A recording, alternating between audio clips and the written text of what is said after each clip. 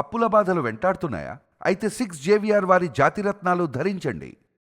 Welcome to మనం TV. నేను మీ Manoj. Post ఆఫీస్లో ఎన్నో బెస్ట్ స్కీమ్స్ అందుబాటులో ఉన్నాయి. ఈ మధ్యకాలంలో ప్రజలు ఎక్కువగా పోస్ట్ ఆఫీస్ పథకాల వైపే ఎక్కువగా ఇంట్రెస్ట్ చూపిస్తున్నారు. పోస్ట్ ఆఫీస్ స్కీమ్స్ రిస్క్ లేకుండా ఉండటమే దీనికి ప్రధాన కారణం. దీంతో దేశవ్యాప్తంగా పోస్ట్ ఆఫీస్ పథకాల్లో చాలామంది పెట్టుబడులు పెడుతున్నారు. మీరు పోస్ట్ ఆఫీస్లో పెట్టుబడి పెట్టడం ద్వారా తక్కువ సమయంలో మంచి ఇన్కమ్ పొందాలనుకుంటే నిజంగా post office public provident fund పథకం కింద బెస్ట్ చాయిస్.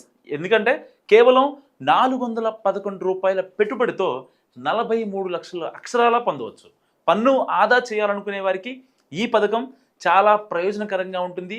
పీపీఎఫ్ అకౌంట్ 15 ఏళ్ల కాల వ్యవధితో ఉంటుంది. దీంట్లో పెట్టుబడి పెడితే ప్రస్తుతం 7.9 వార్షిక వడ్డీ లభిస్తుంది. ఈ పథకంలో ఏడాదికి కనీసం 500 రూపాయల నుంచి గరిష్టంగా 1,50,000 వరకు డిపాజిట్ చేయవచ్చు.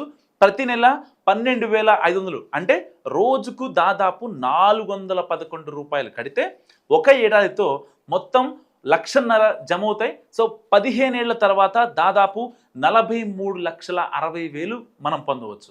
దీంట్లో దాదాపు 21 లక్షలు వడ్డీ రూపంలో అందుతాయి. ప్రత్యేక విషయం ఏంటంటే దీంట్లో వీటికి పన్ను ఉండదు. సో అది బెస్ట్ పాయింట్. సో ఆదాయపు పన్ను సెక్షన్ 80C కింద ఈ పన్ను మినహాయింపు ఉంటుంది. ఈ పథకానికి ప్రభుత్వ సపోర్ట్ కూడా ఉంటుంది. కాబట్టి మీ డబ్బు కంప్లీట్గా సేఫ్. సో పీపీఎఫ్ పై వడ్డీ రేటు కూడా బ్యాంక్ ఎఫ్డి కంటే ఎక్కువగా ఉంటుంది.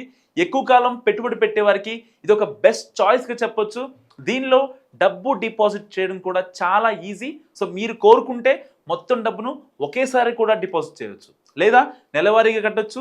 మీరు అకౌంట్ ఓపెన్ చేసిన మొదటి 5 ఏళ్లలో కూడా రుణం కూడా తీసుకోవచ్చు వాళ్ళ దగ్గర నుంచి. అత్యవసర పరిస్థితుల్లో ఇది చాలా ఉపయోగకరంగా ఉంటుంది.